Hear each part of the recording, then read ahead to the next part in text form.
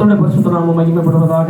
தேவ செய்தியை கேட்க தேவ சபையில் எத்தனை பேர் வாஞ்சியோடு கூட இருக்கிறீங்க? ஹல்லேலூயா. கர்த்தருக்குள் பிரியமான தேவ ஜனமே, இது இந்த நாளிலே நாம் பார்க்க போகிறதான தலைப்பு சீர்படுத்துகிறவனாய் இரு. என்னது? நீ சீர்படுத்துகிறவனாய் இரு என்கின்ற தலைப்பில் தேவ சத்தியத்தை நாம் பார்க்க போகிறோம். சீர்படுத்துகிறவனாய் இரு என்றால் என்ன? சீர்படுத்துகிறவனாய் இரு என்றால் ஒரு அர்த்தம் இருக்குது. ஹல்லேலூயா. சீர்படுத்துகிறவனாய் இரு என்றால் உண்மையாய் ஒரு அர்த்தம் இருக்கிறது. அது என்ன என்று சொன்னால், ஜனங்கள் இன்னும் சீர்படாமல் இருக்கிறார்கள் என்று அர்த்தம். எத்தனை பேர் புரியுது? ஏமா பேசலாம் கூடாது, கவனிக்கணும், சரியா? இது போன்ற சத்தியங்கள் கேட்கப்படாத காலங்கள் வரப்போகிறது. ஆழமான சத்தியங்கள், மறைப்பொருள்களை வெளிப்படுத்துகிறதான சத்தியங்கள், சூழ்நிலைக்கு ஏற்றால் போல் வருகிறதான சத்தியங்கள் தேவ ஆவியானவர் நம்மோடு கூட இடைப்பட்டு பேசி சொல்லி கொடுத்து கொண்டிருக்கிறார். ஹல்லேலூயா. நிறைய பேர் அதை மிஸ் பண்ணுறீங்க. ஹல்லேலூயா. சரி, இருந்தாலும் தேவ செய்தி நம்ம கடந்து போகலாம். சீர்படுத்துகிறவனாய் இரு என்றால் ஜனங்கள் இன்னும் சீர்படாமல் இருக்கிறார்கள் என்று அர்த்தமாகிறது. இஸ்ரவேல் ஜனங்கள் தேவனுக்கு பிரியமில்லாத காரியங்களில் ஈடுபட்டு தேவனுக்கு கோபம் மூட்டுகிறவர்களாய் இருக்கிறார்கள், சீர்கெட்டு போயிருக்கிறார்கள். எனவே அந்த ஜனங்களின் மேல் தேவ கோபம் இருக்கிறது. இப்படிப்பட்ட சூழ்நிலையில் நம்ம இஸ்ரவேல் ஜனங்கள் அப்படித்தான் முறுமுறுத்து கொண்டிருந்தவர்கள். ஹல்லேலூயா. மோசேக்கு விரோதமாய் முறுமுறுத்து கொண்டிருந்தார்கள். எனவே அந்த ஜனங்கள் மேலே தேவனுடைய கோபாக்கினை இருக்கிறது. அப்படிப்பட்ட சூழ்நிலையில் இஸ்ரவேல் ஜனங்களில் சகோதரன் ஒருவன் ஒரு சகோதரனை பார்த்து, நீ எங்களுக்கு அதிபதியாயிரு, நீ எங்களை ஆளுகை செய் என்று சொல்லுவான். அதாவது, நீ எங்கள் பாவங்களை கண்டித்து உணர்த்தி நாங்கள் மனம் திரும்பும்படி தேவனுக்கு பிரியமாய் வாழும்படி எங்களை சீர்படுத்துகிறவனாயிரு என்பான். ஹல்லேலூயா. எத்தனை பேருக்கு புரியுது? அப்போ இஸ்ரவேல் ஜனங்களை குறித்து வேதம் இப்படியே சொல்லுகிறது, மோசே எவ்வளவுதான் சீர்படுத்துகிறவராய் இருந்தாலும் ஜனங்கள் முறுமுறுக்கிறவர்களாகவே இருந்தார்கள். என்னது? மோசே எவ்வளவுதான் சீர்படுத்துகிறவராக இருந்தாலும் இஸ்ரவேல் ஜனங்கள் முறுமுறுக்கிறவர்களாகவே இருந்தார்கள். அதனாலே அநேகர் செத்தும் போனார்கள். இது எத்தனை பேருக்கு தெரியும்? படிச்சிருக்கிறோம். ஹல்லேலூயா. இப்பொழுதும் ஏசாயா தீர்க்கதரிசி புத்தகம் 3வது அதிகாரம் அதில் 6வது வசனத்தை ஒருவர் வாசிக்கும்படி அன்பை கேட்டுக்கொள்கிறேன். ஏசாயா தீர்க்கதரிசி புத்தகம் 3வது அதிகாரம் அதில் 6வது வசனம். அப்பொழுது ஒருவன் தன் தகப்பன் வீட்டானாகிய தன் சகோதரனை பிடித்து, உனக்கு வஸ்திரம் இருக்கிறது, நீ எங்களுக்கு அதிபதியாயிரு, கேட்டுக்கு இனமான இந்த காரியம் உன் கையின் கீழாவதாக என்று சொன்னான். போதுமா? ஹல்லேலூயா. அதாவது, இப்பொழுதும் அந்த சகோதரனை பிடித்து, உனக்கு வஸ்திரம் இருக்கிறது, நீ எங்களுக்கு அதிபதியாயிரு, கேட்டுக்கு இனமான இந்த காரியம். அதாவது இஸ்ரவேல் ஜனங்கள் கீழ்ப்படியாமல் முறுமுறுத்து கொண்டு தேவனுக்கு பிரியமில்லாத காரியங்களை நடப்பித்துக் கொண்டிருக்கிறதுனால இந்த கேட்டுக்கு இனமான இந்த காரியம் உன் கையின் கீழாவதாக. அப்படின்னா, நீ கண்ட்ரோல் பண்ணி எங்களை நடத்து, நீ எங்களை ஆளுகை செய்ய என்று சொல்லி அதிபதியாக இருக்கும்படிக்கு கேட்கிறார்கள். அந்த சகோதரன் ஒருவன் கேட்கிறான். அதற்கு இவன் என்ன பதில் சொல்கிறான் என்று சொன்னால், 7வது வசனத்தை வாசிக்க. அவன் அந்நாளிலே தன் கையை உயர்த்தி, திரும்ப உணர்வாட்டி சொல்லும் போது, நான் சீர்படுத்துகிறவனாய் இருக்க மாட்டேன், என் வீட்டிலே அப்பமும் இல்லை வஸ்திரமும் இல்லை, என்னை ஜனங்களுக்கு அதிபதியாக வைக்க வேண்டாம் என்றான். ஹல்லேலூயா. அதாவது, இன்றைக்கு நீ பொறுப்படுத்துக்கா, நீ எங்களுக்கு எஜமானாயிரு, நீ எங்களுக்கு தளபதி ஆயிருன்னு சொன்னா கீழே நிற்பாங்க ஆளுங்க. என்ன சொல்லுங்க, நான் வரேன் சொல்லி. ஹல்லேலூயா. ஆனா இந்த சகோதரன் என்ன சொல்றான்னா, இந்த ஜனங்களுக்கு என்ன அதிபதியா வைக்க வேண்டாம், ஆமென், நான் சீர்படுத்துகிறவனா இருக்க மாட்டேன் அப்படின்னு சொல்ல காரணம் என்னன்னு சொல்லி கேட்டா, ஜனங்கள் சீர்படாத சூழ்நிலையில் இருக்கிறாங்க, தேவனுக்கு பிரியமில்லாத காரியங்களை செய்கிறாங்க, தேவனுக்கே கீழ்ப்படியில்லைன்னா இவங்க எனக்கு எங்க கீழ்ப்படி போறாங்கன்னு சொல்லி நான் சீர்படுத்துகிறவனா இருக்க மாட்டேன் அப்படின்னு சொல்லி சொல்றான். ஹல்லேலூயா. 8வது வசனத்தை வாசிங்க. ஏனென்றால் எருசலேம் பாழாக்கப்பட்டது, யூதா விழுந்து போயிற்று, அவர்கள் யாவும் ஒருத்தரா வாசிங்கன்னா கரெக்டா புரியும். அவர்கள் நாவும் அவர்கள் கிரியைகளும் கர்த்தருடைய மகிமையின் கண்களுக்கு எரிச்சல் உண்டாக்கத்தக்கதாக இருக்கிறது. ஆமென். அதாவது அவங்க தேவனுக்கு எரிச்சல் மூட்டுகிறவர்களா இருக்கிறாங்க. அப்போது நான் தளபதியா இருந்தேன்னா அல்லது நான் சீர்படுத்துகிறவனா இருந்தேன்னா, எனக்கு இவங்க கீழ்ப்படியாமல் போனாங்கன்னா, நான் இப்படி சீர்படுத்துகிறவனா இருந்தும் அவர்கள் சீர்படாமல் போனாங்கன்னா அந்த இரத்தப்பழி என் மேல வரும்.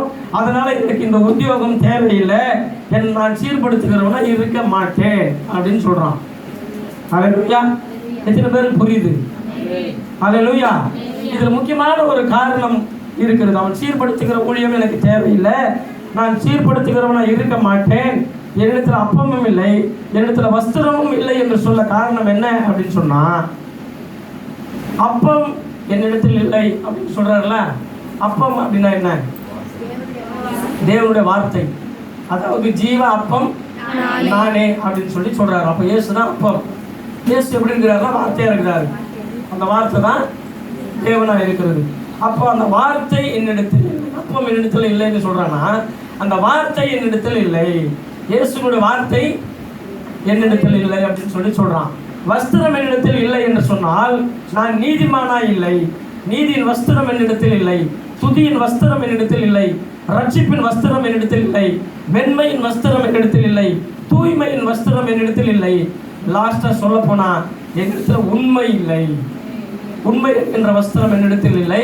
அதனால என்னை விட்டுருங்க, நான் சீர்படுத்துகிறவனா இருக்க மாட்டேன், நான் உங்களுக்கு அதிபதியா இருக்க மாட்டேன், நீங்கள் இவர்கள் ஜனங்களுக்கு என்ன அதிபதியாய் வைக்க வேண்டாம் அப்படின்னு சொல்றான். அல்லேலூயா. இன்றைக்கு அநேகர் இயேசுவின் பெயரை சொல்லிக்கொண்டு துணிகரமான காரியங்களை செய்து கொண்டு, ஆமென், இன்னைக்கு கிறிஸ்டியானுடைய பேரே சீர்குலைந்து போகிறதான நிலைமைக்கு தள்ளப்பட்டு விட்டது. அல்லேலூயா. இப்படிப்பட்ட ஒரு சூழ்நிலைகளில் நாம் வாழ்ந்து கொண்டிருக்கிறோம். அல்லேலூயா. வஸ்திரம் என்றால் நீதியின் வஸ்திரம். நான் நீதிமானா இல்லை, நீதியின் தேவனை நான் இன்னும் அறியவில்லை, நீதியின் தேவனுடைய வார்த்தை என்னிடத்தில் இல்லை, நீதியின் வஸ்திரம் என்னிடத்தில் இல்லை, நான் துதிக்க பிறந்தவனா இல்லை, துதிக்க எனக்கு தெரியாது. ஆமென். அதனால துதியின் வஸ்திரம் என்னிடத்தில் இல்லை, நான் இன்னும் முழுமையாக ரட்சிக்கப்படவில்லை, அதனால ரட்சிப்பின் வஸ்திரம் என்னிடத்தில் இல்லை, வெண்மையின் வஸ்திரம் பரிசுத்த ஆவியின் அபிஷேகம் என்னிடத்தில் இல்லை, தூய்மையான வஸ்திரம் என்னிடத்தில் இல்லை, எனக்கு தூய்மையான இருதயம் கிடையாது, நான் உதாரித்தனமாக இருக்கிறேன், நான் பொய்யனாக இருக்கிறேன், உண்மை என்னிடத்தில் இல்லை என்று சொல்லி அவன் ஒத்துக்கொள்கிறான். அதனால எனக்கு இந்த ஊழியம் தேவையில்லை என்று சொல்லி சொல்லுகிறான். அல்லேலூயா. வாய்ப்பு தானா தேடி போகுது. அங்க இருக்கிற ஜனங்கள் சொல்றாங்க, அப்ப கூட அவன் அதை ஏற்றுக்கொள்ள மறுக்கிறான். காரணம் என்னன்னா, நீதியின் தேவன் உடைய வஸ்திரம் என்னிடத்தில் இல்லை, நான் உண்மை இல்லை என்று சொல்றான். ஆனா இன்னைக்கு நிறைய பேர் உண்மை இல்லாதவர்கள், உத்தமம் இல்லாதவர்கள், பயபக்தி இல்லாதவர்கள், பரிசுத்தம் இல்லாதவர்கள், இயேசுவின் பெயரை சொல்லிக்கொண்டு பொருளாசை உடையவர்களாய் அநேக ஜனங்களை ஏமாற்றி கொண்டு கர்த்தருடைய நாமம் தூஷிக்கப்படுகிற அளவிற்கு நடந்து கொண்டிருக்கிற காரியங்களை குறித்து நாம் கேள்விப்படுகிறோம். அல்லேலூயா. அப்ப அப்பமும், அதாவது தேவனுடைய வார்த்தை என்னிடத்தில் இல்லை, தேவனுடைய சத்தியம் என்னிடத்தில் இல்லை, ஊழியம் செய்யும்படியான தகுதியும் என்னிடத்தில் இல்லை. அதனால இந்த ஜனங்களை நான் சீர்படுத்துகிறவனாய் இருக்க மாட்டேன் என்று அவன் சொல்லுகிறான். அதனால எத்தனை பேருக்கு அப்படி புரியுது? அதனால இந்த ஜனங்களை நான் சீர்படுத்துகிறவனாய் இருக்க மாட்டேன், இந்த ஜனங்களுக்கு நான் அதிபதியாக இருக்க மாட்டேன் என்று சொல்லி சொல்லுகிறான். அவன் தனக்குள் இருக்கிறதான உண்மை நிலவரத்தை அவன் சொல்லிவிட்டான். ஆனால் இன்றைக்கு எத்தனை பேர் அப்படி உண்மையாக இருக்கிறாங்கன்னு சொல்லி தெரியாது. அல்லேலூயா. அதுபோல இன்றைய காலகட்டத்தில் அநேகர் தேவனுடைய பேரை சொல்லி சபைகளிலே ஊழியங்களிலே சீர்படுத்துகிறவர்களாய் இருக்க வேண்டியவர்கள். என்னது? சீர்படுத்துகிறவர்களாய் இருக்க வேண்டியவர்கள், ஜனங்களை சீர்படுத்துகிறவர்களாய் இருக்க வேண்டியவர்கள் சீரழித்துக் கொண்டிருக்கிறார்கள். அதை கவனிக்கிறீங்களா? எத்தனை பேருக்கு புரியுது? சபைகளிலே ஊழியங்களிலே சீர்படுத்துகிறவர்களாய் இருக்க வேண்டியவர்கள் ஜனங்களை சீரழித்துக் கொண்டிருக்கிறார்கள். ஏன் அப்படின்னு சொல்லி கேட்டா, எதற்கெடுத்தாலும் சபைக்கு ஒரு காணிக்கை, ஸ்தோத்திர காணிக்கை, தசமபாக காணிக்கை, சர்ச்சு டெவலப்மெண்ட் காணிக்க, செத்து போட்டா காணிக்க, பிறந்த நாள் கொண்டாடினா காணிக்க, இது போல எதுக்கு எடுத்தாலும் காணிக்க காணிக்க காணிக்க என்று ஜனங்களை வஞ்சித்து கொண்டிருக்கிற காரியங்கள் நடந்து கொண்டிருக்கிறது. இன்னைக்கு உலகத்தார் போட்டு கீழ் கீட்டு இருக்கிறான். கற்றுத்தனப்பா ஒரு மெசேஜ் அனுப்பிச்சியா?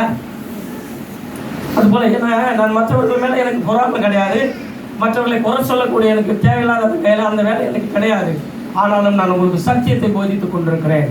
ஆமென். அதனால தான் இந்த எல்லையில் இந்த காணிக்க வரக்கூடாது, இந்த தசமமாக வரக்கூடாது, இந்த பணத்தை குறித்து பேசவே கூடாதுன்னு சொல்றது இதனால தான். எத்தனை பேருக்கு புரியுது? ஹல்லேலூயா. அப்படியாக சீர்படுத்துகிற ஊழியம் இல்லை. குடிக்கிறவனுக்கும் திருவிருந்து ஆராதனை. திருவிருந்து நல்லா புரிஞ்சுக்கிட்டீங்கன்னா தெரியும். குடித்து கொண்டிருக்கிறவர்களும் திருவிருந்து, உதாரித்தனமான காரியங்களை செய்து கொண்டிருக்கிறவர்களுக்கும் திருவிருந்து. ஹல்லேலூயா. அவர்களோட தேவை என்ன? எனக்கு தேவை தசமமாக காணிக்க. யார் எக்கேடு கெட்டு போனால் எனக்கு என்ன? யார் எக்கேடு கெட்டு போனாலும் பரவாயில்லை.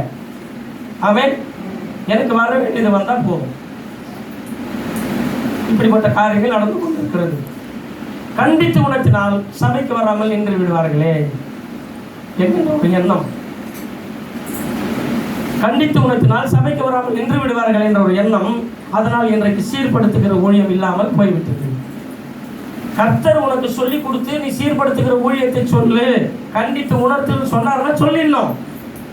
நீ அவங்க சபையை விட்டு நின்றாங்களே, சர்ச்சுக்கு வராமல் நின்றுவாங்களே, அதன் மூலமாக எனக்கு தசமமாக காணிக்க கிடைக்காம போயிடுமேன்னு சொல்லி தேவனுடைய எச்சரிப்பின் சத்தத்தை கேட்டு நீ போதிக்காமல் இருந்தால் அவர் ஒரு நாளைக்கு சட்டை குடிப்பார், தூக்கி வெளியே விசில் அடிப்பார். அக்கிரம செய்கைக்காரர்களே என்னை விட்டு அகன்று போங்கள், உங்களை அறியேன் அப்படின்னு சொல்லுவார். ஊழியக்காரர்களுக்கு இந்த நிலைமை. இது நமக்கு தேவையில்லாத ஒரு விஷயம். அல்லேலூயா. அதனால சீர்படுத்துகிற ஊழியம் கண்டிப்பா தேவை. அல்லேலூயா. சீர்படுத்தும்படி சில காரியங்களை சொல்லிவிட்டால் நின்று விடுவார்கள். நின்று போட்டோம். நீ அப்படி வஞ்சி அவங்கள கொஞ்சி கொலாவிக்குன்னு சீர்படுத்தி அவங்கள கோச்சிப்பாங்க சொல்லி பட்டுன்னு படாமல் வச்சுக்கிட்டேன்னா உன்னையும் தூக்கி அடிப்பாரு, அவங்களையும் தூக்கி அடிப்பாரு. இல்லை வராம போட்டோன்றேன். அப்படிப்பட்ட ஆத்துமாக்கள் கர்த்தருக்கு தேவையில்லை. அல்லேலூயா. கர்த்தர் நினைச்சாருன்னா ஒரு சிட்டிக்கு போட்டாருன்னா அப்படி கீழே வந்து நிற்பாங்க ஜனங்க. ஆனால் அவர் சர்வாதிகாரி கிடையாது. ஆமென். சுயாதீனத்தின்படி நம்ம படைக்கப்பட்டிருக்கிறோம். அவர் சத்தியத்தை சொல்லிட்டாரு. ஆசீர்வாதமும் சாபமும் ரெண்டுத்தையும் முன்னாடி வைக்கிறேன். நீ எதன்படி எதை செலக்ட் பண்றியோ அதுதான் வாழ்க்கை. மரணமும் ஜீவனும் நாவின் அதிகாரத்தில் இருக்குது. நீ எப்படி பேசுறியோ அப்படிதான் உன்னுடைய வாழ்க்கை. அல்லேலூயா. சீர்படுத்துகிற ஊழியத்தை கேட்டு மனம் திரும்ப என்னன்னா சீர்பட போற, சீர்படாமல் போனோம்னு சொன்னால் மனம் திரும்ப மாட்டேன். இந்த விஷயம் அப்புறம் மனம் திரும்புகிறவர்களாய் இருக்க வேண்டும். ஏதாவது ஒரு சத்தியத்தை சொல்லும்போது கரெக்டாக இவர் என்ன தான் சொல்றாரு, என்ன தான் சொல்றாரு நினைச்சீங்கன்னா கூட பரவாயில்ல. பக்கத்தில் இருக்கிறவங்க தெரியுமா உப்பு தான் சொல்றாரு, ஏன் ஒன்றும் சொல்லலையா? இப்படி சிண்டு மூஞ்சி வேலை வச்சு கலாபண்ண வச்சு சபையை குட்டி சேவராக்கி இப்படிப்பட்ட சீர்கட்டத்தனங்கள் அநேக சபைகளிலே நடந்து கொண்டிருக்கிறது. அப்படிப்பட்டவர்களாய் நாம் இராமல் சீர்படுகிறவர்களாக இருக்க வேண்டும், சீர்படுத்துகிறவர்களாக இருக்க வேண்டும். இப்போ நான் மாத்திரம் சீர்படுத்துகிறவனாக இருந்தால் போதாது. குடும்ப தலைவராக இருக்கிறவர் குடும்பத்தை சீர்படுத்தணும், குடும்ப தலைமையாக இருக்கிறவர்கள் பிள்ளைகளை சீர்படுத்தணும். கற்றுதானே? ஒரு தனி மனித ஒரு விசுவாசியாக இருக்கிறவர் சகோதரர்களை சீர்படுத்தணும். அப்போ தேவனை அறிந்து கொண்ட நாம் அனைவரும் சீர்படுத்துகிறவர்களாய் இருக்க வேண்டும். அதில் நான் சபை நடத்தி கொண்டிருக்கிறதுனால, தேவனை ஒரு கண்காணியாக வைத்திருக்கிறதுனால உங்கள் அனைவருக்கும் சீர்படுத்துகிறவனாய் நான் இருக்கிறேன். நான் முதல்ல சீர்படுத்திருக்கணும். முதல்ல கர்த்தர் எல்லாம் சீர்படுத்துகிறாரு. சீர்படுத்துனதுனால தான் இது உண்மையான உத்தமமான வேலையை கொடுத்துருக்கிறார். ஊதாரித்தனமா முள்ளமாரித்தனமா முடிச்சேரித்தனமா ரம்பிசம் பண்ணிக்கினு அராஜகம் பண்ணிக்கின்னு தேவையில்லாத காரியங்களை செய்து கொண்டு மனைவிக்கு துரோகம் பண்ணி கொண்டு பெற்றோர்களுக்கு கோபத்தை மூட்டி கொண்டு கீழ்ப்படியாதவனாக இருந்த என்னை முதலாவது என் தேவனாகிய கர்த்தராகிய இயேசு கிறிஸ்து சீர்படுத்தினார். என் தவறுகளை சுட்டி காட்டி ஜபத்தின் மூலமாக ஆமென் சுட்டி காட்டுறதுனாலே என் தேவனிடத்தில் நான் அழுது சாஷ்டாகமாக விழுந்து என்னை மன்னிச்சுங்க ஏசப்பான்னு சொல்லி அதன் பிறகுதான் கிறிஸ்டியானிட்டுக்குள்ள உண்மையாய் உத்தமமாய் வர ஆரம்பித்தேன். அது 2009. அல்லேலூயா. கிட்டத்தட்ட பார்த்தீங்கன்னா 2005 ஒரு சம்பவம். என்னோட துன்மார்க்கமான சில காரியங்களை ஜபத்தின் மூலமாக வெளிப்படுத்தி என் பாவத்தை கண்டித்து உணர்த்தினார்கள். நான் அவங்க மேலே கோச்சிக்கிட்டு இருந்தேன்னா இல்லை ஒருவேளை நீ தான் எனக்கு சொல்றதுன்னு அவங்களை நான் அடிச்சிருக்கேன்னா இன்னைக்கு நான் தேவனுடைய ஊழியத்தை செய்திருக்க முடியாது. அல்லேலூயா. அன்றைய காலகட்டத்தில் தவறுகளை சுட்டி காட்டி முதலாவது நம் தேவனாகிய கர்த்தராகிய இயேசு கிறிஸ்து என்னை சீர்படுத்தினார். என்னை சீர்படுத்துங்க ஏசப்பா, என்னை ஸ்திரப்படுத்துங்க ஏசப்பா, என்னை பலப்படுத்துங்க ஏசப்பா. அன்றைக்கே பாட்டு கொடுத்தாரு. ஆமென். நான் வாழ்வது ஒரே ஒரு வாழ்க்கை, அதை பரிசுத்தமாய் வாழ வேண்டுமே என்று சொல்லி அன்னைக்கே பாட்டை கொடுத்தாரு. அந்த பாடல் வரிகளின்படி இன்றைக்கு என்னை நடத்தி கொண்டிருக்கிறாரு. நம்ம எல்லாரையும் அப்படிதான் நடத்திக்கிட்டு இருக்கிறாரு. எத்தனை பேர் விசுவாசிக்கிறீங்க? அப்போ ஒரு காலத்துல சீர்படாமல் இருந்தோம், இயேசுவை அறியாமல் இருந்தோம், பாரம்பரியத்தில் இருந்தோம், சடங்காச்சத்தில் இருந்தோம். அதில் எல்லாத்திலும் இருந்து நம்மளை சீர்படுத்தி இன்றைக்கு பிரித்தெடுக்கப்பட்டவர்களாய் கொண்டு வந்து வச்சிருக்கிறார். அல்லேலூயா. எரேமியா தீர்க்கதரிசன புஸ்தகம் 3வது அதிகாரம் 22வது வசனத்தை வாசிங்க. எரேமியா 3 அதுல 22. சீர்கெட்ட பிள்ளைகளே திரும்புங்கள், உங்கள் சீர்கெட்ட பிள்ளைகளே திரும்புங்கள், உங்கள் சீர்கேடுகளை குணமாக்குவேன் என்றார். குணமாக்குவேன் என்றார். அல்லேலூயா. எத்தனை பேருக்கு புரியுது? சீர்கெட்ட பிள்ளைகளே நாம் எப்படி இருக்கிறோம்? கர்த்தரை ஏற்றுக்கொண்டிருக்கிறோம், சத்தியத்தை அறிந்து கொண்டிருக்கிறோம், கடையமாக மூழ்கி ஞானஸ்தானம் எடுத்திருக்கிறோம், ரட்சிக்கப்பட்டிருக்கிறோம், சபையில் வந்து உட்காந்துக்கிட்டு சத்தியத்தை கேட்டுக்கொண்டிருக்கிறோம். இப்போ நம்ம எப்படி இருக்கிறோம்? இந்த பைபிளில் இருக்கிற அந்த வசனம் யாருக்கு சொல்லப்பட்டிருக்கிறது? இஸ்ரவேல் ஜனங்களை பார்த்து, ரட்சிக்கப்பட்ட ஜனங்களை பார்த்து, கர்த்தருடைய ஜனங்களை பார்த்து சொல்லப்படுகிறது. சீர்கெட்ட பிள்ளைகளே. ஏசப்பா பிள்ளைகளை யாரும் அழைப்பாரு? நம்மளை தான் அழைப்பார். அப்போ நாம் எந்த நிலைமையில் இருக்கிறோம்? சீர்கெட்ட பிள்ளைகளே திரும்புங்கள், உங்கள் சீர்கேடுகளை குணமாக்குவேன். இப்போ இன்னைக்கு நாம் எந்த நிலைமையில் இருக்கிறோன்றத அவங்களுக்கு தெரியும். நான் என்ன நிலைமையில் இருக்கிறேன்றது நீங்கள் யாருன்னு சொல்ல தேவை, எனக்கு தெரியும். கரெக்டு தானே? நீங்கள் என்ன நிலைமையில் இருக்கிறன்றது உங்களுக்கு தெரியும், நான் சொல்ல தேவையில்லை. ஆனால் அதே நேரத்தில் எனக்கு கொடுக்கப்பட்டிருக்கிற வேலை என்னன்னா, கண்காணியாக இருக்கிறதுனால எல்லாரும் யார் யார் என்னென்ன செய்து கொண்டிருக்கிறாங்க என்பதை கண்காணித்து கொண்டும் இருக்கிற சில ஆவியானவர் சில காரியங்களை வெளிப்படுத்தி கொண்டும் இருக்கிறார். அல்லேலூயா. உங்களுக்கும் சிலரை குறித்ததான காரியங்கள் இருக்கும். ஆமென். ஆனால் மற்றவர்களை குறித்து நம்ம குறை சொல்லாமல் நம்மேல இருக்கிற தவறை திரித்து கொண்டு முதலாவது நாம் சீர்படுகிறவர்களாக இருக்க வேண்டும். எத்தனை பேருக்கு புரியுது? இந்த வார்த்தையை கேட்கிற அருமையான தேவ ஜனமே, நம் வாழ்க்கையில் இருக்கிற இந்த சீர்கேடு என்ன என்பதை பார்த்து நம்மை நாமே திருத்திக் கொள்வது நல்லது. ஆமென். சரி, எனக்கு கொடுத்த ஊழி என்ன? சீர்படுத்துகிறவனாக இரு அப்படின்னு சொன்னாரா? மைக்கு வாசிக்கும் போது ஆன் பண்ணுங்க, ஆஃப் பண்ணி வச்சுருங்க. டிஸ்டர்பன்ஸ் ஆகுதுல்ல? சரி. அதாவது கணவன் மனைவி இவர்களுக்கு சில ஆலோசனைகளை தேவன் கொடுக்கும்படி கட்டளையிட்டதுனால, சீர்படுத்துகிறவனாக இரு என்று சொன்னதுனால கணவன் மனைவி எப்படி இருக்கணும் ஷார்ட் அண்ட் ஸ்வீட்டாக சொல்லிடுறேன். ப்ளஸ் ஒரு குடும்ப வாழ்க்கை எப்படி இருக்கும், இந்த பூமியில் நடக்கிற சில நடைமுறைகளை குறித்து தியானித்து வந்திருக்கிறேன். இந்த சத்தியத்துக்கு ஏற்றாற் போல அதை நான் உங்களுக்கு சொல்ல விரும்புகிறேன். முதல் காரியம், கணவன் மனைவி.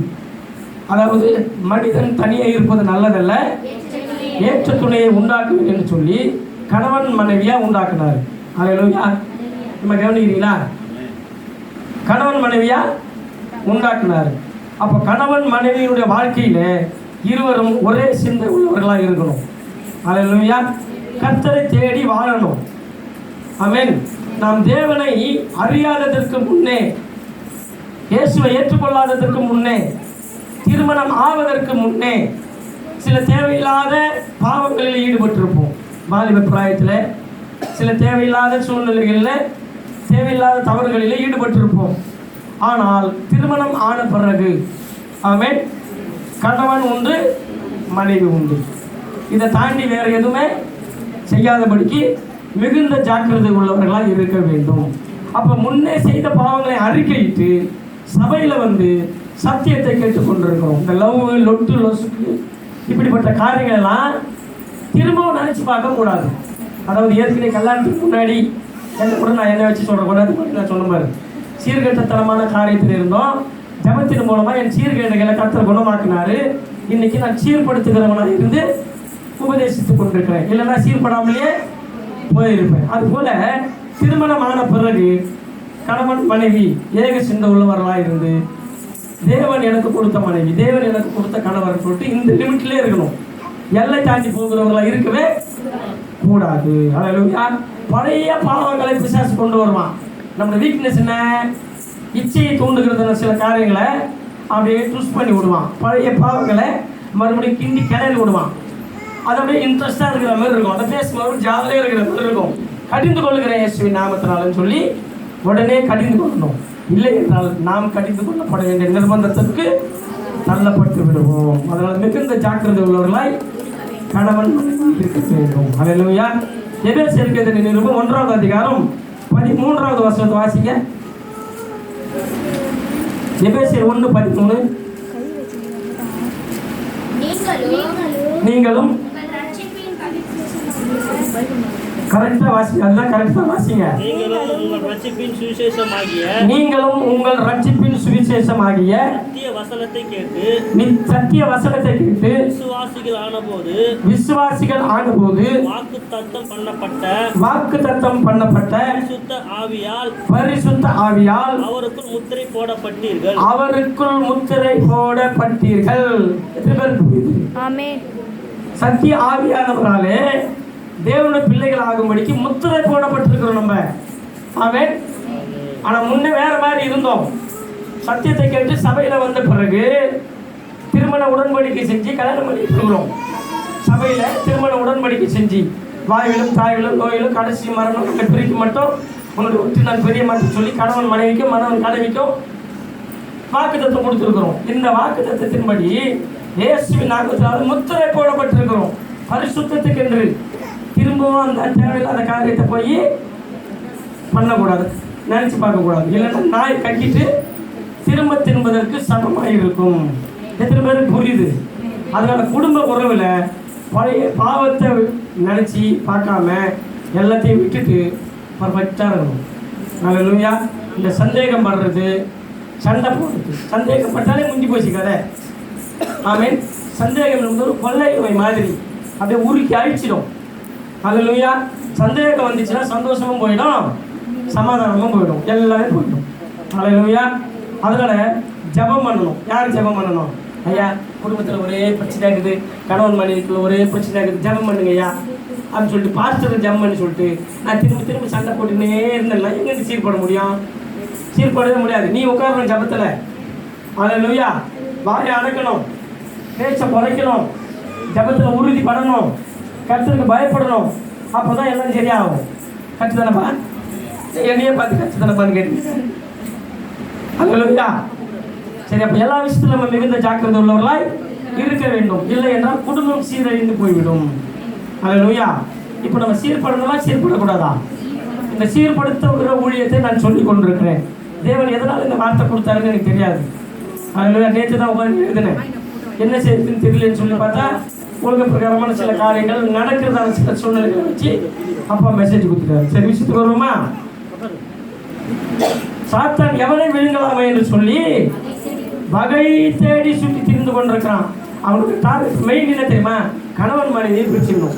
கணவன் மனைவியை பிரிச்சுட்டா குடும்ப ராஜ்யம் ஒண்டி போயிடும்.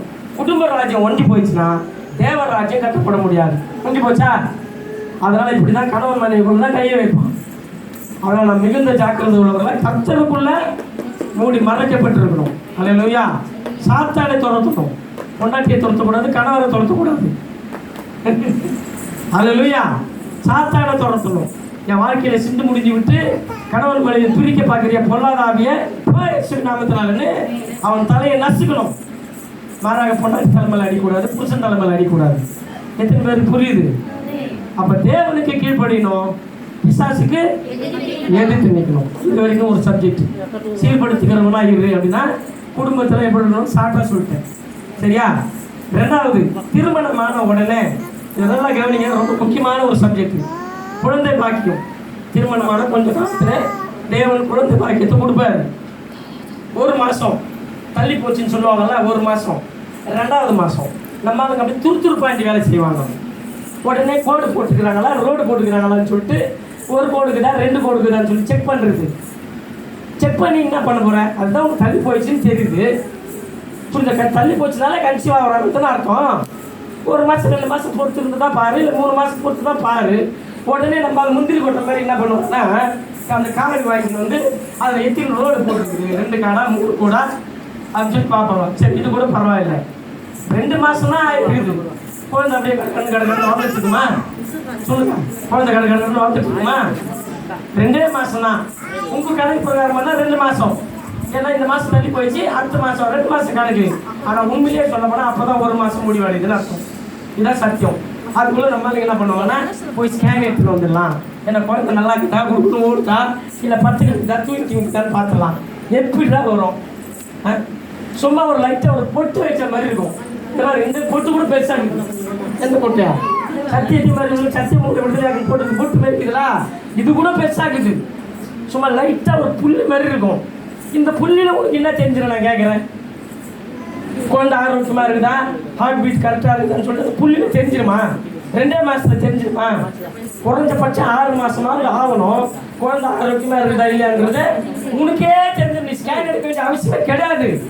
குழந்தை வளர ஆரம்பிச்சிச்சுன்னா கால் எட்டி ஒதிக்கிறதும், கை குத்துறதும், பிறந்து படுக்கிறதும், திரும்பி படுக்கிறதும் உனக்கே தெரிஞ்சிடும்.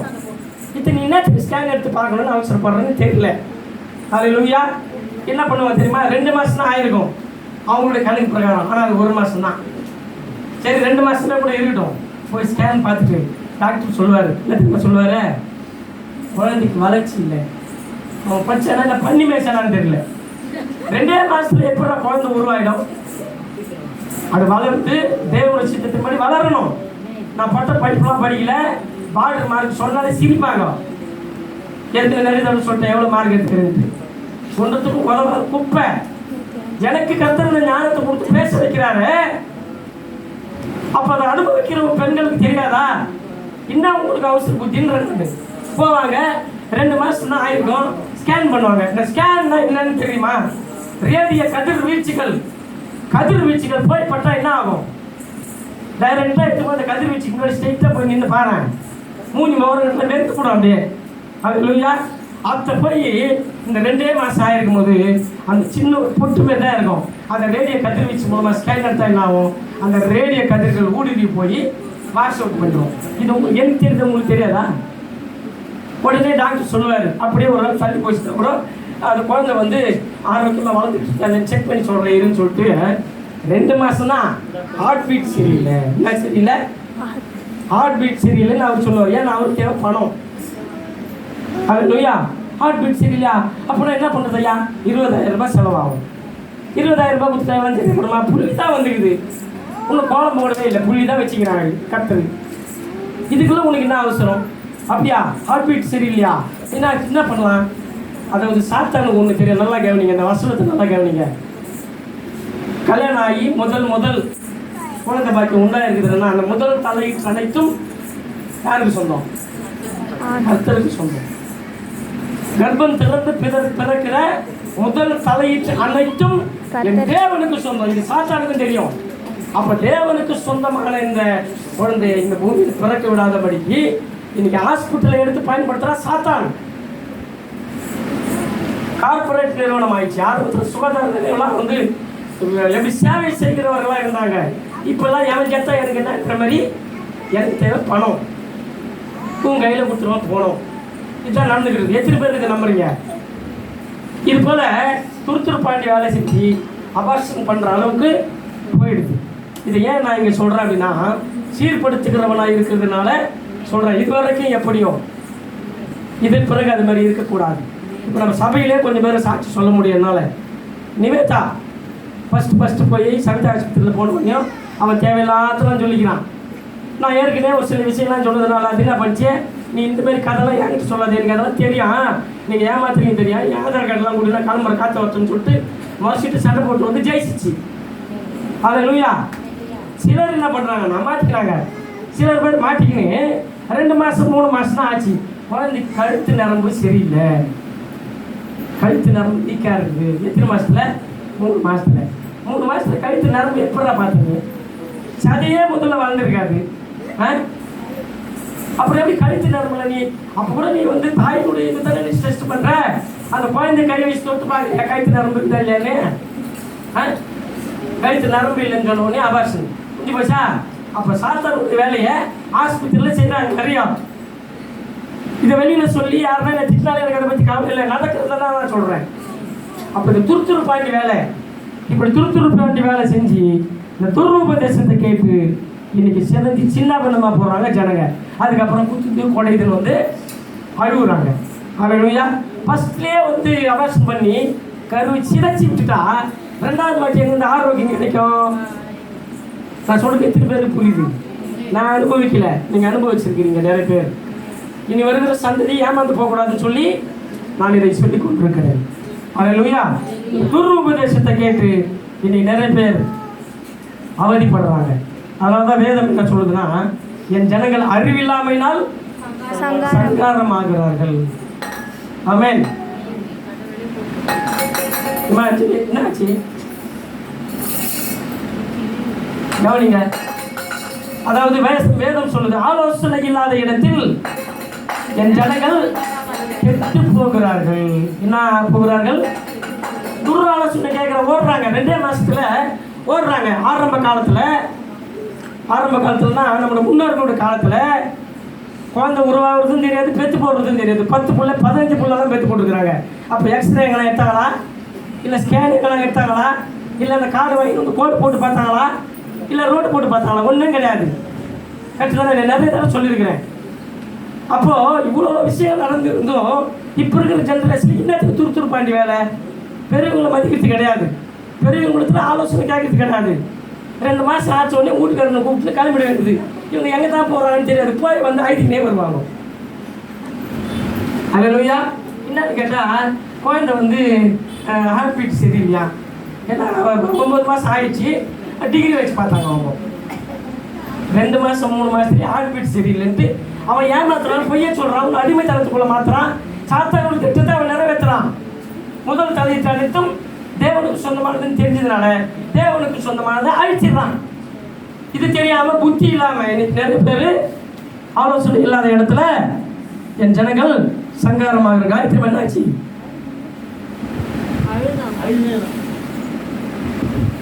ஹல்லேலூயா.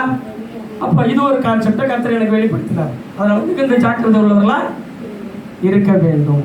இப்போ லேட்டஸ்டாக கிறிஸ்துவ கண்டிகையில் சொந்தக்கார பொண்ணு, நல்லா படித்த பொண்ணு, நல்லா ஆவியில் நிரம்பி அபிஷேகம் பெற்ற பொண்ணு, சண்டே கிளாஸ் நடத்துகிற பொண்ணு, கல்யாணம் ஆச்சு. 2 மாதம் தான் 2 மாதம் தான் தள்ளி போச்சான். உடனே போய் ஸ்கேன் போட்டு பார்த்தாங்களாம், ஹார்ட் பீட் சரியில்லைன்னு சொன்னாராம். உடனே அபார்ஷன் பண்ணிட்டாங்களாம். சாத்தனோட வேலை முடிஞ்சு போச்சா. அப்போ தேவத்துக்கு எங்கேருந்து நிறைவேறும்? இந்த சூழ்நிலை இப்போ தான் நடந்துக்கிட்டு இருக்கு. நடந்து முடிஞ்சு மிஞ்சி போனால் ஒரு 2 மாதம் தான், 2 மாதம் 2 வாரம் தான் ஆகுது. அதை தான் இன்றைக்கி இந்த சப்ஜெக்டில் எனக்கு அப்பா கொண்டு வந்து நுழைச்சாரு. இதை நினச்சி பார்க்கும்போது ஏற்கனவே நடந்ததெல்லாம் ஞாபகத்துக்கு வருது. அல்லேலூயா. நம்ம சபையில், நம்ம குடும்பங்களில், நம்ம சொந்த பந்தங்களில் நடந்த விஷயங்கள்லாம். இப்போ இந்த மாதிரி தெளிந்த புத்தி உள்ளவர்களாக ஜனங்கள் இருப்பதற்கு சீர்படுகிற உபதேசம் யார் பண்ணுறாங்க? சீர்படுகிற உபதேசத்தை பண்ணணும். இதெல்லாம் சத்தியத்தை சொல்லிக் கொடுக்கணும். சரி, இது ஒரு பக்கம் போடும், இது ஒரு தலைப்பு. கர்த்தர் கொடுத்தாரா? 2ஆச்சா? 3வது சபை குறித்து. இன்றைக்கு சபையை எடுத்துக்கொண்டோமானால் சீர்கட்ட நிலைமை தான் சபைகளிலே காணப்படுகிறது. இங்கே மட்டும் இல்லை, எல்லா இடங்களிலும் அதுதான் காணப்படுகிறது. தேவனை உண்மையாய் தேடுகிறவர்கள் இல்லை, சடங்காச்சாரமாய் தேடுகிறார்கள். மாதம் ஒரு முறை சபைக்கு வந்தால் போதும். அதுவும் எப்போ? திருவிருந்த ஆராதனைக்கு வந்து திருவிருந்த ஆராதனை மட்டும் கலந்துக்கிட்டு எடுத்துட்டோம்னா ஸ்ட்ரெயிட்டாக பரலோக ராஜ்யம் போயிடலாம். 3 வாரம் 4 வாரம் சர்ச்சைக்கெல்லாம் வர தேவையில்லை. திருவிருந்த ஆராதனை மட்டும் எடுத்துட்டோம்னா, ஏசப்பா என் மகளே, என் மகனே, திருவிருந்த ஆராதனையில் பங்கெடுத்து கொண்டாயா, ஸ்ட்ரெயிட்டாக உனக்கு பரலோக ராஜ்யத்துக்கு வந்துரு அப்படி சொல்லுவாரா? இன்றைக்கு சபை கூடுகளை விட்டு விடுகிற காரியங்கள். மாதம் ஒரு முறை சபைக்கு வந்தால் போதும். ஏன்னா எல்லாம் தெரியல. நான் தான் பைபிள் டெய்லி வாசிக்கிறேன். நான் தான் டெய்லி பைபிள் வாசிக்கிறேன், போர்ஷன் படிக்கிறேன், ஜபமெல்லாம் பண்ணுறேன். எனக்கு முன்னாடியே இந்த சத்தியமெல்லாம் தெரியுமே. அதனால் இந்த வாரம் போகலாம், ஒன்றும் பிரச்சனை இல்லை. இப்படிப்பட்ட நிலைமைகள் ஓடிக்கொண்டிருக்கிறது. அல்லேலூயா. திருத்திக் கொள்ளணும். அல்லேலூயா. ஆமென். இதெல்லாம் ராங்கான ஒரு காரியம். இதே மாதிரி லேட்டாக வர்றது, லேட்டாக வந்தாலும் லேட்டஸ்ட்டாக வர்றதுன்ற மாதிரி. ஆமென். லேட்டாக வர்றது. கர்த்தருக்கு பயப்படுகிற பயம் இல்லை. இப்படிப்பட்டவர்கள் மனம் திரும்ப வேண்டும். அல்லேலூயா. அதாவது சீர்பொருந்த வேண்டும். எனவேதான் சீர்படுத்தும் விதமாய் பேசிக் கொண்டிருக்கிறேன். எத்தனை பேருக்கு புரியுது? ஹல்லேலூயா. சரி, இது ஒரு பாயிண்ட். நாலாவது ஒரு பாயிண்ட் முடிச்சிடுறேன். இருக்கத்திலே இதுதான் பயங்கரமான ஒரு கான்செப்ட். இன்னைக்கு இந்த உலகத்தில் பார்த்தா 3/4 பேர், 100 பேர் எடுத்துக்கிட்டேன்னா 90 பேர் இப்படிப்பட்டவர்களாக இருப்பாங்க. Sugar patient. இது வரைக்கும் இந்த சத்தியத்தை நிறைய பேர் சொல்லியிருக்கிறேன். கேட்டவர்கள் ஆசீர்வாதமாக இருக்கிறாங்க. என்னோட கூட வேலை செஞ்சவங்க, செக்யூரிட்டிங்க, அவங்க வீட்டில் இருக்கிறவங்க, சில நண்பர்கள், இல்லை பழகினவர்கள், யாருன்னே தெரியாமல் கொஞ்சம் நேரம் பழகினவர்கள், இப்படிப்பட்டவர்கள் நிறைய பேர் சொல்லியிருக்கிறேன். நிறைய பேர் மனம் திரும்பி இருக்கிறாங்க. அந்த சுகர் மாத்திரலாம் தூக்கி விசிறி கடாச்சிட்டு இன்று வரைக்கும் சந்தோஷமாக சமாதானமாக ஆசீர்வாதமாக இருக்கிறாங்க. ஹல்லேலூயா. அப்போ அந்த சமுதாயத்தில், இந்த ஹாஸ்பிட்டலில், குடும்பங்களில் நடக்கிறதான ஒரு விஷயம் சுகர், பிபி. இதில் சுகரை பற்றி நான் சொல்ல முடிக்க விரும்புகிறேன். சார்ட்டாக சொல்லி முடிச்சிடுறேன். நம்ம குடிக்கிறோம்ல தண்ணி, நம்ம எல்லாரும் கவனிங்க. இங்கே எத்தனை பேர் சுகர் பேஷண்ட் இருக்கிறீங்க? கை தூக்கம் பார்க்கலாம். பரவாயில்ல, 2 பேர் தான் கை தூக்குறாங்க. மீதி பேர்லாம் இல்லை, ஆரோக்கியமாக இருக்கிறாங்க. இவர்களும் ஆரோக்கியமானவர்கள் தான், ஏதோ ஒரு சூழ்நிலையில் மாட்டிக்கிறாங்க. சரி, விஷயத்துக்கு வருமா? இந்த சுகர், குடிக்கிற தண்ணீரில் சுகர் இருக்குது, சாப்பிட்ற சாப்பாட்டில் சுகர் இருக்குது. ஏன்னு கேட்டிங்கன்னா, இந்த சரீரத்துக்கு சுகர் கண்டிப்பாக இருக்கணும். போதுமான அளவு சுகர் நம்ம சரீரத்தில் இருந்தே ஆகணும். சுகர் கம்மியாகி போச்சுன்னா முடிஞ்சு போச்சு கதை. கரெக்டு தானே? அதனால் சுகர் இருக்குதான் செய்யணும். அதனால தான் தேவன் படைக்கும் போதே என்ன பண்ணாருன்னா, நம்ம சாப்பிட்ற ஆகாரத்தில் சுகர் இருக்கும். இப்போ உனக்கு நல்லா புரிகிற மாதிரி சொல்கிறேன். 10% ஒரு நாளைக்கு நமக்கு சுகர் வந்து 10% இருக்கணும், 10% இருக்கணும். புரிகிற மாதிரி சொல்கிறேன். அப்போது நம்ம சாப்பிட்ற சாப்பாட்டில் சுகர் இருக்குது, அது நமக்குள்ளே போகுது. குடிக்கிற தண்ணியில் சுகர் போகுது. அப்போ இந்த சுகர் வந்து நம்ம சரீரத்தில் 10% ஒரு நாளைக்கு தேவை. இந்த 10% நம்ம சாப்பிட்ற சாப்பாட்டில் 10% இருக்குதுன்னு வச்சுக்கேன். அந்த 10% சுகரை, நல்ல சுகர், கெட்ட சுகர், ஒரு 12% நமக்கு 10% ஒரு நாளைக்கு நமக்கு தேவை. நம்ம சாப்பிட்ற சாப்பாட்டில் ஒரு 12% போகுதுன்னு வச்சுக்கேன். தண்ணிலையும் சாப்பிட்ற சாப்பாட்டில் 12% உள்ளே போகுதுன்னு வச்சுக்கேன். ஆனால் நமக்கு ஒரு நாளைக்கு தேவையானது 10 பாயிண்ட் தான், 10% தான். அதுனா அந்த கிட்னி நல்லா ரொட்டேஷன் பண்ணும்.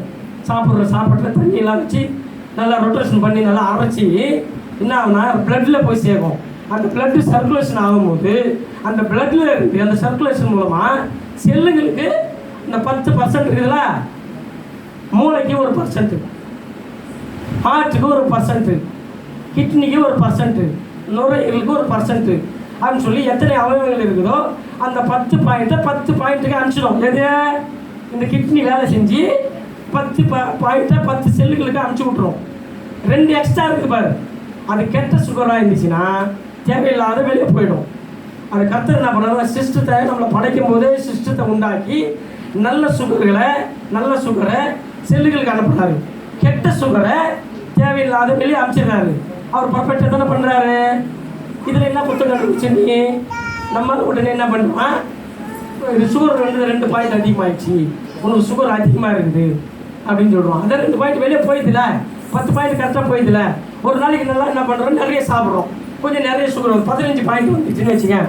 15 பாயிண்ட் வந்துட்டு ஒன்று 10 பாயிண்ட் செல்லுகளுக்கு போயிடுச்சு. மீதி 5 பாயிண்ட் எக்ஸ்ட்ரா இருக்கு பாரு. அது போய் ஒரு இடத்துல சேர்க்கையாக நிற்கும், சேர்த்து வைக்கும். கர்த்தர் நாளுக்குள்ளாவே படைச்சி அதை சேஃப்டி பண்ணுறாரு. புரியுது? அந்த ஸ்டோரேஜில் கொண்டு போய் சேஃப்டி பண்ணுறாரு. அப்போ அடுத்த நாளைக்கு என்ன ஆகுதுன்னா 10 பாயிண்ட் நமக்கு தேவை. 10 பாயிண்ட் வரும்போது 15 பாயிண்ட் ஒரு நாள் போயிடுச்சு. ரெண்டாவது என்ன ஆகுதுன்னா 10 பாயிண்ட் தேவை, 5 பாயிண்ட் தாங்க. ஏன்னு தெரியுமா? நம்ம ஆளுங்க காலையில் எழுந்து பல்லு வளர்க்காம துணி துவைச்சி போட்டு சோறு போய் வாங்கிட்டு அந்த துணி துவைச்சி போட்டு துணியை மடித்து வச்சுட்டு அதுக்கப்புறம் வீடு வாசலாம் துறைக்கு சுத்தம் பண்ணிட்டு 11 மணிக்கு 12 மணிக்கு சாப்பிட்டாங்கன்னா அந்த பலவீனம் வந்துடும். அந்த பலவீனத்தில் வரும்போது லேட்டாக சாப்பிட்டோம்னா 5 பாயிண்ட் தான் நமக்கு சுகர் கிடைக்கும். ஆனால் நமக்கு தேவையானது எவ்வளோ? 10 பாயிண்ட் தான் ஒரு நாளைக்கு தேவை. நமக்கு தேவையானது 10 கிடைக்கல, 5 தான் கிடைக்குது. அப்போ கம்மியாகிடுச்சா உடனே லோ சுகர் இருக்குவான். ஆனால் ஏற்கனவே ஒரு நாள் 15 ஆகிடுச்சா, அந்த 5 தேவையை கொண்டு போய் ஸ்டோரேஜ் பண்ணி வைக்கிறாரா, அந்த 5யும் இன்னைக்கு வந்து அந்த 5யும் 10 கரெக்டாக இருக்கா, அந்த 10 செல்லுக்கும் ஒரு பாயிண்ட் கரெக்டாக அனுப்பிச்சிடும். இதுதான் நம்ம வாழ்க்கையில் தொடர்ந்து ரொட்டேஷனில் நடக்குது. கரெக்டா? இவங்க சரியாக சாப்பிடாம ஒரு நாள் சாப்பிடும்போது இந்த பிரச்சனை, 4 நாள் 5 நாள் ஒரு வாரம் 10 நாள் 15 நாள் சரியாக சாப்பிடலன்னா விலை வளர்த்துப்படும். உடனே அது கேரகிற மாதிரி இருக்கும். ஹாஸ்பிட்டல் தூக்கின்னு ஓடு உடனே என்ன பண்ணுவாங்க, சிக்கிட்டாயா ஒரு அடிமை சிக்கிட்டான்னு சொன்ன உடனே ஏன்னா சுகர் வந்து கம்மியாக இருக்குது, அதுக்கு என்ன பண்ணணும், மாத்திரை சாப்பிடணும், சுகர் மாத்திரை கொடுப்பான்.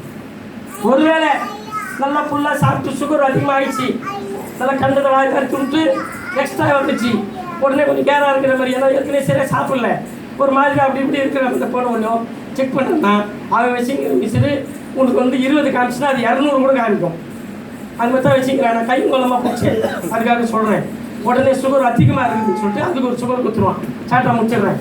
இப்போ இந்த சுகர் மாத்திரை வாங்கின்னு வந்து பயமுத்துருவான், சுகர் அதிகமாகிடுச்சு ஏர் ஆகிடும், இந்த மாத்திரை ஒரு நாளைக்கு இந்த மாதிரி சாப்பிட்றதுக்கு முன்னாடி ஒரு மாத்திரை சாப்பிட்டு பிறகு மாத்திரைன்னு சொல்லிட்டு சுகர் மாத்திரை கொடுப்பான். அவனுக்கு ஒரு அடிமை சிகிச்சை, அவனுக்கு வருமானம் தேவை. 3000 ரூபாய்க்கு மாத்திரை வாங்கி போடும். 30 நாளைக்கு ஒரு மாத்திரைன்ட்டு ஒரு மாத்திரை 2 மாத்திரை தெரியாது, 30 நாளைக்கு மாத்திரை கொடுத்து அனுப்பிச்சிடுவான். ஏன்னா நீ நாளைக்கு வருவே வரமாட்டியோ, அதில் வந்த உடனே அவனுக்கு 3000 ரூபாவோ 2000 ரூபாவோ தேவை.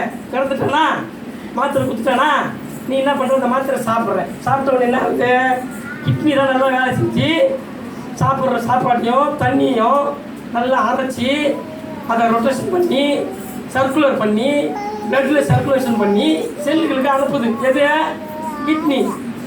அந்த வேலையை செய்யாதபடிக்கு இந்த மாத்திரை வந்தவங்க கற்று நிற்கிறோம். எத்தனை பேருக்கு புரியுது?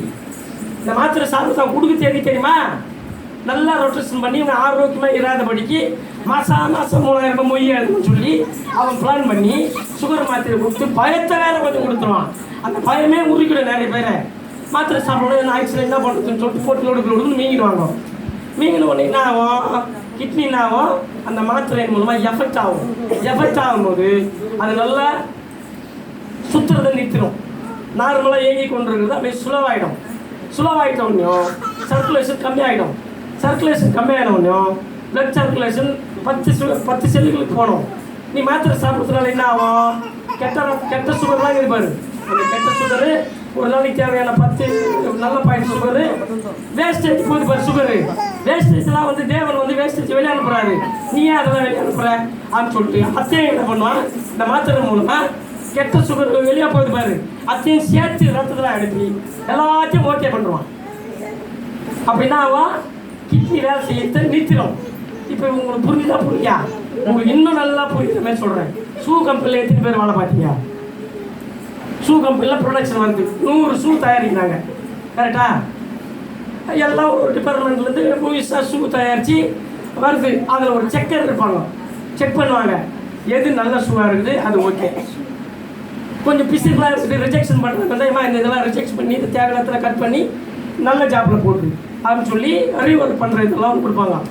தேவையே இல்லாத இது வேஸ்ட்டு, இது ரிஜெக்ட்னு சொல்லுவாங்க பாரு, இது ரிஜெக்ட்னு சொல்லி பிரித்து வைப்பாங்க. யாரு செக்கர் ஆகிறாங்க பற்றியா, அவங்க வந்து நல்லதை தூக்கி ஓரம் வைப்பாங்க, ரீஒர்க் பண்ணது தூக்கி நல்லதில் வைப்பாங்க, டேமேஜ் ஆகிறதுக்கு தூக்கி ஓரம் போட்டுருவாங்க. புரியுதா? அந்த மாதிரி தான் இந்த கிட்னி என்ன பண்ணுதுன்னா நல்ல சுகரு எல்லாத்தையும் செல்லுகளுக்கு அனுப்புது, கெட்ட சுகரை தேவையில்லாத வெளியே அனுப்புது. இந்த சுகர் மாத்திரை போட்ட உடனே எனக்கு சர்க்கரே தேவையில்லை, ஏன்னா சம்பளத்தை மிச்சப்படுத்துவேன். சர்க்கரை இன்னத்துக்கு நான் தேவையில்லாத சம்பளம் கொடுக்குறோம். மொத்த சுய அனுப்பிச்சி விடுனா போய் அனுப்புவான், காய் முடிஞ்சுக்கின்னு கெட்ட பேர் ஆகி பிஸ்னஸ் லாஸ் ஆகும். புரியா? அது போல் இந்த கிட்னி வேலை செய்து போச்சா, நல்ல சுகரை பிரித்து செல்லுங்களுக்கு அனுப்புவோம், கெட்ட சுகரை பிரித்து வெளியில் அனுப்பிச்சிடும். புரியுதா? எத்தனை பேர் புரியுது? அந்த வேலையை நீ செய்யாது இனிமேல். கிட்னியை நீ இனிமேல் அந்த வேலையை செய்யாத. இந்த மாத்திரை போட்டதுனால எல்லா சுகரையும் செல்லுகளுக்கு அனுப்பிச்சிடு, நல்ல சுகரையும் செல்லுகளுக்கு அனுப்பிச்சிடு, கெட்ட சுகரையும் செல்லுகளுக்கு அனுப்பிச்சிடு. அனுப்பிச்ச உடனே என்ன ஆகும், கெட்ட சுகர் போச்சுன்னா என்ன ஆகும், தேவன் வெளியே அனுப்பிச்சிடுறாரு, ஏசப்பா வெளியே அனுப்பிச்சிடுறாரு. நீ ஆரோக்கியமாக இருக்கணும். நீ ஆரோக்கியமாக இருக்காத, துராலோசனை கேளுன்னு சொல்லி மாத்திரை வாங்கி போட்டு கிட்னியை ஃபெயிலர் ஆக்கி செல்லுங்களுக்கு வந்து தேவையில்லாத கன்றாவையும் சேர்த்து அனுப்பணும். குத்துது குடையுது போன ஆஸ்பத்திரி போன உடனேம்மா என்னன்னு தெரியல, நீ கரெக்டாக சாப்பிட்றே இல்லையா, கிட்னி ஃபெயிலர் ஆகிட்டு. இப்படி தான் ஜனங்களை சாவடிச்சு நிற்கிறாங்க. அது தெரியாமல் நிறைய பேர் மாட்டி கொண்டிருக்கிறாங்க. என்னையே அப்படி தான் பண்ண பார்த்தானுங்க. அவங்க என்னை ஏமாத்துறாங்க, நான் அவங்கள ஏமாத்தினா. நான் சிறு குறிஞ்சாலை எடுத்து போய் வச்சுன்னு சாப்பிட்டு மாத்திரைலாம் மொத்தத்தை தூக்கி போட்டு விசிட்டு அடைச்சிட்டு கை குளமாக பிடிச்சேன். 290 காலையில் சொன்னேம்மா, இப்போ எப்படி 190 எப்படி வரும்? நான் மாத்திரையும் சாப்பிடல, சாப்பாடும் சாப்பிடல, எத்தையும் சாப்பிடல, அப்புறம் எப்படி 190 வராங்கன்னு சொல்லிட்டு அந்த மிஷினை பிடிங்கினேன். 3 மிஷினை வச்சுக்கிறாங்க. வந்த உடனே ஏமாத்துறதுக்கு ஒன்று, அட்மிஷன் போட்ட உடனே கொஞ்சம் சுமாராக இருக்குதுன்னு ஒன்று, வீட்டுக்கு அனுப்பும் போது நல்லா இருக்குதுன்னு ஒன்று. அப்போ என்ன பண்ணாங்க, தெரியாமல் ஒரு பொண்ணு தெரியாமல் எடுத்து வந்து மாட்டிடுச்சு. பிடிச்சி பிடிக்கினேன். பிடிக்கணும். அடுத்த நாளே எனக்கு கண் ஆப்ரேஷன் பண்ணி வீட்டுக்கு அனுப்பிச்சிட்டாங்க. ஆனால் கண் ஆப்ரேஷன் பண்ணுறதுக்கு போனதுக்கு ஆந்திரா ஆக்சிடனால நான் போனேன். எனக்கு சுகரும் கிடையாது, ஒன்றும் கிடையாது. என்னை பர்மனெண்ட் வியாதியஸ்தை நான் மாற்றுறதுக்காக இவ்வளோ பிளான் பண்ணால் சாத்தானு. என் தேவன் எனக்கு நல்ல ஆலோசனை கொடுத்தாரு. தூக்கி விசிறி போட்டு மறுநாள் எப்பா இருந்தாலும் இங்கே வச்சுட்டு மன பிரச்சனை ஆகிடும், அதனால் ஆப்ரேஷன் பண்ணி சீக்கிரம் வீட்டுக்கு அனுப்பிச்சுன்னு சொல்லிட்டு துண்டக்கான துணியக்கான போனால் ஒரு 5 நிமிஷம் தான். எப்போ ஆப்ரேஷன் பண்ணிட்டாங்க? இந்த 5 நிமிஷம் ஆப்ரேஷன் பண்ணுறதுக்கு 10 நாள் படம் வச்சுருந்தானுங்க. நான் இந்த உண்மையை சொல்கிறேன், தப்பிச்சு நான் இல்லைன்னா நானும் இன்னைக்கு சாப்பிட்றதுக்கு முன்னாடி ஒரு மாத்திரை சாப்பிட்டு முடிச்சு பிறகு ஒரு மாத்திரை சொல்லி போட்டு அப்படியே கை விழுவுது, கால் விழுவுது. ஆனால் உடம்பு சரியில்லாமல் தான் போச்சு. அது வேற கதை. சரி, இன்னைக்கு நான் கர்த்தரால் பிழைத்து கொண்டிருக்கிறேன். இப்படி நிறைய பேர் ஏமாற்றி கொண்டிருக்கிறார்கள், ஏமாற்றப்பட்டு கொண்டிருக்கிறார்கள். இப்போ இது எதனால நான் இது சொல்கிறேன் அப்படின்னா, என் ஜனங்கள் தெரிந்த புத்தி உள்ளவர்களாக இருந்து சீர்பட வேண்டும். நீ கர்த்தரை நம்பினா என்னால் பிழைப்பாய். பொய் சொல்கிற டாக்டரை நம்புவாங்கனால் ஆப்போசிட்டாக நடக்கும். கரெக்டு தானே? அல்லேலூயா. இப்போ நான் சொன்னது உங்களுக்கு எத்தனை பேருக்கு புரிஞ்சிச்சு? இந்த ஷூ கம்பெனி மேட்டர் சொன்ன பிறகு கரெக்டாக இன்னும் நல்லா கிளியராக புரிஞ்சிச்சா? அப்போ கிட்னி வேலை செய்து நல்ல சர்க்கரையை நல்ல சுகரை செல்லுகளுக்கு அனுப்புது, கெட்ட சுகரை தேவையில்லாத வெளியே அனுப்புது. அந்த வேலையில் நீ செய்யாத. நான் கொடுக்குற மாத்திரையினால இவங்க பர்மனெண்ட் வியாதியஸ்தர் ஆகணும், மாதம் நான் 3000 ரூபாய் வாங்கணும், அதனால் நான் மாத்திரை கொடுப்பேன். அந்த மாத்திரையை சாப்பிட்டு என் ஜனங்கள் சங்காரம் ஆவார்கள். திரும்பி வரும்போது கொஞ்சம் சுமாராக இருக்குது இல்லை அதிகமாகிடுச்சுன்னு சொல்லி இன்னும் கொஞ்சம் எக்ஸ்ட்ரா மாற்றி கொடுத்து நான் சம்பாதித்து கொண்டே இருப்பேன், அவங்க சேர்த்து கொண்டே இருப்பேன்னு சொல்லிட்டா வேலை நடந்துச்சு. இதை நிறைய பேருக்கு சொல்லிட்டேன். கேட்டவர்கள் ஆசீர்வாதமாக இருக்கிறாங்க, கேளாதவர்கள் சிலர் சுகரில் செத்தும் போய்க்கிறாங்க, கையையும் எடுத்துக்கிறாங்க, காலம் எடுத்துக்கிறாங்க. ஆமாம்மா, கையை எடுத்துக்கிறாங்க, காலம் எடுத்துக்கிறாங்க. எப்படி சொல்கிறேன்னா, சில பேர் செல் பேச்சு கேட்காம காலை எடுத்ததுனால சக்கரை நாற்காலி வாங்கி போய் குத்துட்டு வந்ததுனால பேசுகிறேன். வசந்த 12 வயசுலேருந்து அண்ணன் ஒருத்தர் வராதுல்ல, அவரும் நானும் வாங்கி போய் சந்திரன் ஒருத்தர் பாட்டு பாட ஆகிட்டா வருவோம் பாரு. அவங்க மாமியாருக்கு நிறைய விஷயம் சொல்லி கேட்காததுனால இந்த காலை எடுத்துட்டாங்க. அதே அவங்க பொண்ணுக்கு சுகர் இருந்துச்சு, சந்திரனுடைய ஒய்ஃபுக்கு. அவங்க மாத்திரை வந்து எதுவுமே சாப்பிடவே இல்லை, இன்றைக்கி நல்லா இருக்கிறாங்க. ஆனால் அந்த அம்மாவுடைய அம்மா சொல்கிற பேச்சு கேட்கல, காலை எடுத்துட்டாங்க. அதுக்கப்புறம் அவங்களுக்கு நாற்காலி வாங்கி போய் கூப்பிட்டு வந்த ஒரு நிலைமை இருந்துச்சு. அதனால் நான் அனுபவ ரீதியாக இதை சொல்லுகிறேன். நான் யாரையும் ஏமாற்றத்துக்காக சொல்ல, எதனால என்ன லாபம்? என் ஜனங்கள் நல்லா இருக்கணும், என் ஜனங்கள் சுகமாக இருக்கணும். இதில் நீ சீர்படுத்துகிறவனா இரு என்று தேவன் எனக்கு சத்தியத்தை சொல்லிக் கொடுக்கும்போது நான் என்ன சத்தியத்தை சொல்லணும், எந்த உதாரணத்தை சொல்லணும் ஏசப்பானா, என்னோட வாழ்க்கையில் நடந்த நடைமுறை விஷயங்களையே சத்தியமாக போதித்து கொண்டார், எனக்கு கற்றுக் கொடுத்தார், சீர்படுத்தினார். அவர் என்னை சீர்படுத்தினதை கேட்டு நான் உள்வாங்கி உங்களை சீர்படுத்தும்படியாக இந்த காரியத்தை நான் உங்களுக்கு சொல்லி கொண்டிருக்கிறேன். இதன் மூலமாக பயம் தான் அதிகமாக வரும். பயத்தின் மூலமாக மாத்திரை சாப்பிட முட்டை என்ன ஆகும், என்ன ஆகும்னா மாத்திரை சாப்பிட்டா சரி கொடுமா, சாப்பாடு சாப்பிடணும். கரெக்டான டைமுக்கு சாப்பாடு சாப்பிட்டேன்னா எந்த பிரச்சனையும் கிடையாது, மாத்திரை தேவைப்படப்படாது. 8 மணிமே மாத்திரை போட்டு அது கொஞ்சம் கேர் ஆகிட்டு அப்புறம் எனக்கு சாப்பிட முடியும். அந்த மாத்திரை கேர்லேயே சாப்பிட முடியாமல் போயிடும். அப்போ மறுபடியும் உடம்பு சரியில்லாமல் தான் போயிட்டே இருக்கும். அதுக்கப்புறம் ஒரு ஜுரம் அடிக்கிறது, டயர்டாக இருக்குது, குளுக்கோஸ் ஏற்றும். குளுக்கோஸ்னா என்ன தெரியுமா? சுகர். இப்போ பிஸ்னஸ், சுகர் பிஸ்னஸ் எப்படி வந்ததுன்னு சார்ட்டாக சொல்லி முடிச்சது டைம் ஆகிடுச்சு. ஆக்சிடென்ட்லாம் ஆகுதுல்ல, ஆக்சிடென்ட் ஆன உடனே தூக்கி போட்டோன்னே என்ன பண்ணுறாங்க, குளுக்கோஸ் ஏற்றுறாங்களா? ஏன்? ரத்தத்தில் சுகர் இருக்குது, நிறைய ரத்தம் வேஸ்ட்டாக போயிடுது. அதனால் போன உடனே சுகர் லெவல் கரெக்ட் பண்ணுவாங்க, அப்போ தான் போய்ப்பாங்க, இல்லைன்னா போய்க்க மாட்டாங்க. பார்த்தான் இந்தமாரி ஆக்சிடென்ட் ஆகிற நேரத்தில் 10 குளுக்கோஸு 15 குளுக்கோஸு ஐசியூவில் வச்சாங்கன்னா 20 குளுக்கோஸ் தான் வருது. இவ்வளோ பணம் நமக்கு வியாபாரம் வருது. அப்போ என்ன பண்ணலான்னு ஐடியா பண்ணான், இது சுகர் பேஷண்ட் மாரி ஃபுல்ல நடைமுறை கொண்டு வந்து வேறு லெவலில் கொண்டு போய் விட்டோம்னா அப்போ வருமானம் நமக்கு ஜாஸ்தியாக வரும்னு சொல்லி சுகர் என்கின்ற ஒரு வியாதி இல்லாத ஒரு வியாதியை இருக்குதுன்னு சொல்லி ஜனங்களை வஞ்சித்து கொண்டிருக்கிறான், ஏமாற்றி கொண்டிருக்கிறான், பணம் வைத்து கொண்டிருக்கிறான். இது தெரியாமல் நம்ம என்ன பண்ணுறாங்க, மாட்டிக்கின்னு போயிட்டாங்க. இப்போ புரிஞ்சிச்சா? ஒரு ஏன் கேட்குறேன்னா, 100 பேர் சுகர் பேஷண்ட் உங்களுக்கு தெரிஞ்சவங்க யார் இருந்தாலும், எனக்கு தெரிஞ்சவங்க, நமக்கு மொத்த பேர் தெரிஞ்சவங்க 100 பேர் இட்டு வந்து நிறுத்துங்க. 100 பேரில் ஒரே ஒரு ஆள், இப்போ நான் சுகர் மாத்திரை ஒரு 6 மாதம் சாப்பிட்டேன், சூப்பராக ஆயிடுச்சு. இன்னைக்கு நான் ஆரோக்கியமாக இருக்கேன் ஒரு ஆளை சொல்லுங்க. வாய்ப்பே கிடையாது, வாய்ப்பே கிடையாது. உயிர் இருக்கிற வரைக்கும் சாகுற வரைக்கும் அந்த மாத்திரை பர்மனெண்ட் வியாதியஸ்தர் அவனுக்கே வருமானம். அப்போ பர்மனெண்ட் வியாதியஸ்தரை மாற்றிட்டான். நம்மளுங்க கண்மூடித்தனமாக பயத்தின் மூலமாக மாத்திரை சாப்பிட்டுங்கிறாங்க. சரி, கர்த்தர் அவர்களை மனந்திரம்ப செய்து அவர்களை விடுதலை ஆக்கி குணமாக்குவாராக. ரோமருக்கு நிருபம் 8வது அதிகாரம் 15வது வசனத்தை வாசிங்க.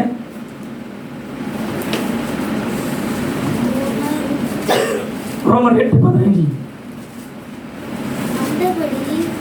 அந்தபடி திரும்பவும் பயப்படுகிறதற்கு அடிமைத்தனத்தின் ஆவியை கர்த்தர் அடிமைத்தனத்தின் ஆவியை பெறாமல் அப்பா பிதாவை கூப்பிடப்படுகிற புத்திர சுவிகாரத்தின் ஆவியை புத்திர சுவிகாரத்தின் ஆவியை தந்திருக்கிறார். தெளிந்த புத்தி உள்ள தைரியம் உள்ள ஆவியை கர்த்தர் நமக்கு கொடுத்துருக்கிறாரு. அதனால சுகர் இருக்குதுன்னு சொன்னாலும் சரி, பிபி இருக்குதுன்னு சொன்னாலும் சரி, பயப்படவே கூடாது. எத்தனை பேர் கவனிக்கிறீங்க? பயப்படவே கூடாது. அதுக்கு அந்த வசனத்தை வாசித்தேன். சுகர் இருக்குதுன்னு சொல்லிட்டாங்கன்னா அப்படியே பக்குன்னு ஆகிடும் நிறைய பேருக்கு. புரியுதா? சுகர் நமக்கு தேவை தான். அது கரெக்டான லெவலில் இருக்குதுன்னா நம்மக்கிட்ட தான் இருக்குது. கரெக்டான டைமுக்கு சாப்பிட்டேன்னா கரெக்டான லெவலுக்கு இருக்கும். கரெக்டான டைம் சாப்பிட்டு லேட்டாக சாப்பிட்டேன்னா லோவாக காட்டும். ஆமாம். அதே நேரம் தவறி அளவுக்கு அதிகமாக தேவையில்லாதெல்லாம் வந்து ஏற்றி காலையில் சரியாக சாப்பிட மட்டும் அப்படியே வயிறு முட்டை ஃபுல்லாக தேவையில்லாதெல்லாம் சாப்பிட்டேன்னா எக்ஸ்ட்ரா சுகர் காமிக்கும். அதனால் லிமிட்டாக சாப்பிட்டு லிமிட்டாக இருக்குன்னு கரெக்டான நேரத்துக்கு சாப்பிட்டுன்னு இருந்தோம்னா ஆரோக்கியமாக இருக்கலாம். ஹல்லேலூயா, ஹல்லேலூயா. அதுதான் கர்த்தர் இப்படிப்பட்ட ஒரு ஞானத்தை நமக்கு கொடுத்து இந்த நாளிலே சத்தியத்தை போதித்துக் கொண்டிருக்கிறார். கேட்கிறதற்கு காதுள்ளவன் கேட்க கடவுள். ஹல்லேலூயா. அப்போ தேவன் மேல் நம்பிக்கை வைத்து ஜாக்கிரதையாய் வாழ வேண்டும் என்று சொல்லி எத்தனை பேர் ஒப்பு கொடுக்க போறீங்க? 1 தெசலோனிக்கேயர் 4வது அதிகாரம் 8வது வசனம் மொத்தம் வாசிக்க. அதாவது இந்த சத்தியத்தை நிறைய பேர் கேட்க வாய்ப்பு இல்லாமல் போச்சு. கேட்டு இருக்கிறவர்கள் எதுக்கு சொல்லுவாங்க? எல்லாம் கொஞ்சம் கவனிக்கிறீங்களா? அந்த வசனத்தை எடுத்து வச்சுக்கோங்க. இந்த சத்தியத்தை இன்றைக்கு கேட்டு இருக்கிறவர்கள், அல்ல ஒருவேளை வெளியிலிருந்து கேட்டுக்கொண்டிருக்கிறவர்கள், அல்லது உங்கள் மூலமாக யாரும் போய் சத்தியத்தை சொல்லி கேட்கிறவர்கள் அசட்டை பண்ணாமல் இருந்து சத்தியத்தை உள்வாங்கி அதற்கேற்றால் போல் நடந்தீர்களானால் நிச்சயமா ஆரோக்கியமா வாழலாம். வாசிங்க. ஆகையால் அசட்டை பண்ணுகிறவன் மனுஷரை அல்ல. இப்ப நான் இந்த சத்தியத்தை சொல்றேன்ல, இந்த சத்தியத்தை நான் சொல்றேன், யாரும் குறை சொல்றதுக்காக சொல்லல. இந்த சத்தியத்தை சொல்ற அனுபவ ரீதியாய் நான் போய் அதில் சிக்கிக்கொள்ளாமல் தப்பித்தபடினாலே தேவன் எனக்கு அதை நடைமுறையில பாடமாய் சொல்லி கொடுத்ததுனால, அதனால் நான் ஆரோக்கியமாக இருக்கிறதுனால நான் உங்களுக்கு சாட்சியாக அதை அறிவிக்கிறேன். இப்படி அறிவிக்கிறதால இந்த விஷயத்தை, இந்த தேவனுடைய செய்தியை, இது என்னுடைய செய்தின்னு நினைக்காதீங்க, இது என்னுடைய உபதேசம் சொல்லி நினைக்காதீங்க. சத்தியத்தோடு கூட ஒப்பிட்டு தேவன் கொடுக்கிற இந்த ஆலோசனையை அசட்டை பண்ணுகிறவர்கள், இப்ப வாசிப்பா வாசிங்க. ஆகையால் அசட்டை பண்ணுகிறவன் மனுஷரை அல்ல, உங்க பரிசுத்த ஆவியை தேவனை அசட்டை பண்ணுகிறார்கள் அர்த்தம். இப்ப நான் சொல்றேன்னா, இந்த சொல்ற சத்தியத்தை என்னை அசட்டை பண்ணினீர்களானால் நீங்கள் என்னை அசட்டை பண்ணவில்லை, இந்த சத்தியத்தை சொல்லிக் கொடுத்த பரிசுத்த ஆவியாய் இருக்கிற இயேசு கிறிஸ்துவை அசட்டை பண்றீங்கன்னு அர்த்தம். எத்தனை பேரு புரிஞ்சுது? கேட்கிறதுக்கு காதுள்ளவன் கேட்க கடவுள். அப்பா வந்து ஒரு சத்தியத்தை காரணம் இல்லாம சொல்ல மாட்டார், கற்றுக் கொடுக்க மாட்டார். கற்றுக் கொடுத்துருக்கிறாருன்னா, இங்க சொல்ல வச்சிருக்கிறாருன்னா, என் ஜனங்கள் சீர்படுத்த வேண்டும் என்று சொல்லிக் கொடுத்து நீ சீர்படுத்துகிறவனாயிரு என்று சொன்ன தலைப்பில் இன்றைக்கு இந்த சீர்படுத்துகிற சத்தியத்தை சொல்லிவிட்டேன். கர்த்தர் இந்த வார்த்தைகளை ஆசீர்வதித்து வழி நடத்துவாராக.